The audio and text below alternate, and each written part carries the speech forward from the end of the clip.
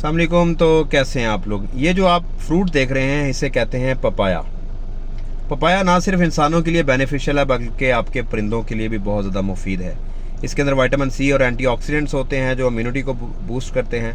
अगर आपके बर्ड के जिस्म पे कीड़े हैं या जिस्म के अंदर कीड़े हैं तब भी आप पपाया यूज़ कर सकते हैं। ये डिवर्मर के तौर पर भी काम करता है। अंडों की प्रोडक्शन बढ़ाना चाहते हैं, वजन बढ़ाना चाहते हैं, अब तब भी इसको इस्तेमाल कर सकते हैं।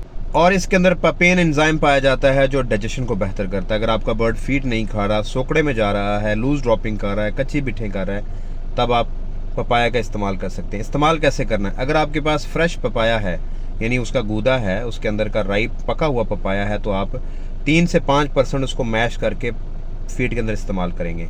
यानी 1 किलो फीड है तो उसके अंदर 30 से 40 ग्राम 50 ग्राम तक आप इस्तेमाल कर सकते हैं 1 किलो फीड के अंदर।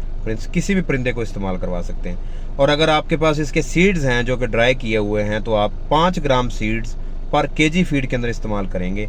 आपके बर्ड को बहुत ज़्यादा बेनिफिशियल होगा। आपने डोज को इससे ज़्यादा नहीं करना, इससे हाजमा ख़राब भी हो सकता है। दुआ में याद रखिएगा। अल्लाह हाफ़िज़।